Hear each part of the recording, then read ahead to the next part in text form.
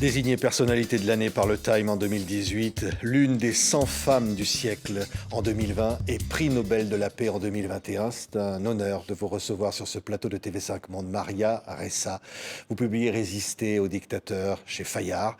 Et vous, la journaliste, vous qui avez fondé ce premier site d'information aux Philippines, vous qui vous battez pour la liberté d'expression dans le monde, vous qui avez fait ce combat au péril de votre vie, vous dites aujourd'hui, il y a des dictateurs, il faut résister. C'est ça le message. I think hold the line is more what I was trying to say. It's not an active battle. At least this is the way I thought about it as a journalist. I was just trying to do my job. It just has become so much more difficult, and we wind up having to sacrifice so much just to keep doing our jobs.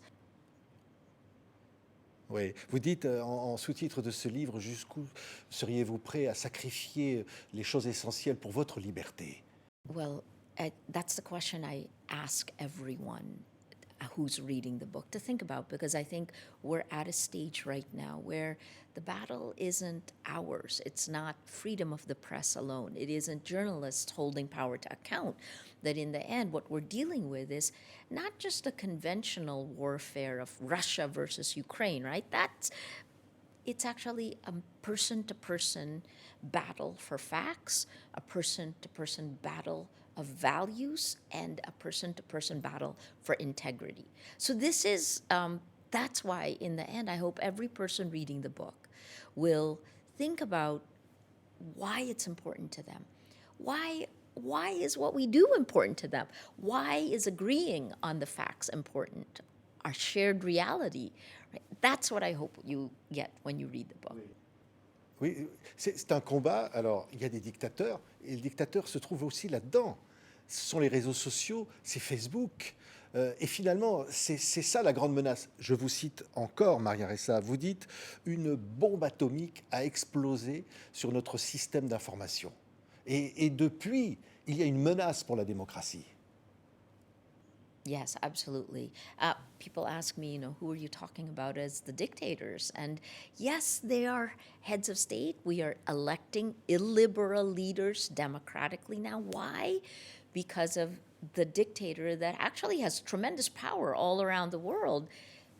Facebook, Mark Zuckerberg, the social media companies, the technology companies that rule our lives, that steal our data, that insidiously manipulate us. Oui, là, tout ça, ce sont des systèmes qui aujourd'hui mettent en péril la démocratie. C'est-à-dire, on voit des officines privées qui sont capables de décider d'influencer des élections. Yeah. Yes, because in the end, the goal of these companies is to keep us scrolling, right? To keep us on their platforms. That's how they make money. And what's the business model? So how do they keep us scrolling? They hack our biology, our emotions. They shift the way we think through our emotions. When we think differently, we act differently. And we've seen this play out in many different countries around the world. I think there are 3 sentences I've said repeatedly since 2016. Right now, lies spread faster than facts on these social media platforms. If you don't have facts, you can't have truth. Without truth, you can't have trust. Without these 3, we have no shared reality. We cannot have democracy. Oui, il y a un procès aux États Unis en ce moment, très important, où des victimes de terrorisme mettent en accusation les réseaux sociaux qui ont relayé des appels au meurtre et qui aujourd'hui pourraient être finalement jugés complices ou responsables. Est-ce que c'est souhaitable que ce procès dise oui, les réseaux sociaux, oui, les grands médias sociaux sont responsables?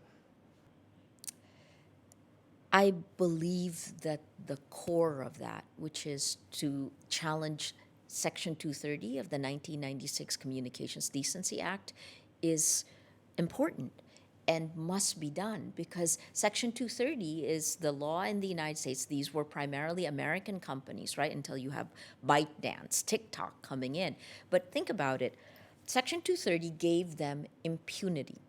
And American companies, these American tech companies will say that it is freedom of speech, right? But it isn't freedom of speech, because this insidious manipulation, the distribution of exponential lies literally changes the way we think, and it changes the way we act. So it's a roundabout way. I wish normal people would challenge this more. I wish legislators in the United States would challenge this to say that, Section 230 happened before algorithmic, exponential distribution. And this should be, I said this in the Nobel lecture, reform or revoke Section 230. Oui, le consortium de journalistes qui a enquêté ce qu'on a appelé les story killers et la révélation d'informations sur lesquelles des officines basées en Israël peuvent éventuellement acheter des journalistes, acheter des informations et les diffuser, comme ça a été le cas en France, peut-être sur BFM. Ça, c'est une véritable inquiétude. This isn't new in my part of the world, in the global south, in my country, where corruption is endemic. Institutions are weak. There are journalists who are paid to do this, right? It is sad that it's moved into the West. But again, this is a natural, it's a natural cascading failure. Right? Think about what's happened with these social media companies. What they've said is essentially lies spread faster and further than facts. That's the basic corruption. It's almost like if you told your child, lie, I'll reward you if you lie. Lie all the time, and you'll keep getting rewarded. If that's the incentive structure, then corruption is embedded in the system. Right? This insidious manipulation. The insidious manipulation then through media is a resulting cascade. Oui, lorsque vous avez reçu en 2021 le prix Nobel de la paix, évidemment le message était très important pour la liberté d'information dans le monde, pour votre combat, souligner votre combat, je le disais, au péril de votre vie, contre parfois le dictateur des Philippines. On a tout fait pour vous faire taire. Vous avez dû porter un gilet pare-balles, vous avez été menacé de mort. On a tout fait pour vous faire taire. Il y a un véritable enjeu mondial aujourd'hui qui se joue à travers votre combat. Yeah, I think that it reminded us that doing the right thing is the right thing. And I think it was an acknowledgement that journalists all around the world are sacrificing a lot to just stay in place, to keep doing our jobs. Look, the Norwegian Nobel Committee in 2021 gave it to journalists, but in 2022, they gave the Peace Prize to civil society. These are the two parts. Journalists can't do this alone. We need civil society. We need civic engagement in the age of exponential lies.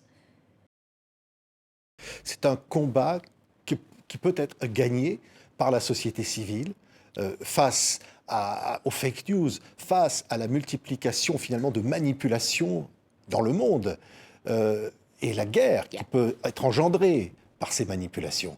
On le voit peut-être aujourd'hui, vous le disiez, la guerre entre la Russie et l'Ukraine, où l'Ukraine est attaquée par la Russie. Vous dites, au fond, c'est un combat qui peut être gagné. We must win. Because this is part of the reason I wrote the book, right? To actually show you that we have to stop impunity. And how do you get the courage to do that? It's layer by layer of values. Draw the line where this side you're good, this side you're evil, so you don't make those compromises. I'll quote I think it was the foreign minister of Latvia who said that appeasement doesn't work. In Southeast Asia, constructive engagement, which is another way of bringing in countries which are authoritarian in nature, it doesn't work. Engagement according to values, I think this is the right way. Oui, vous avez été journaliste pour CNN, en Asie, à Jakarta, dans des grandes capitales, longtemps. Vous vous doutiez qu'à un moment donné, il y allait y avoir quelque chose, et il y a eu évidemment 2001, qui allait changer la donne, et où, à un moment donné, il y a une menace sourde. Vous aviez, je disais, parlé de sorte de bombe atomique, qui, à un moment donné, faisait que vous ne pouviez plus travailler normalement.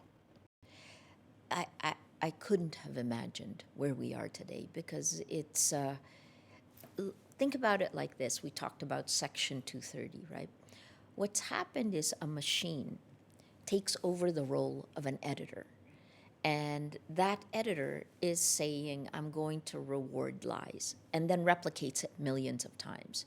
I guess this is why I feel there are no laws that protect human beings, that protect us from insidious manipulation. This is not just an abdication of responsibility of the tech companies, but also an abdication of responsibility of democratic governments to protect its citizens from this type of insidious manipulation. I'm shocked this is where we are today.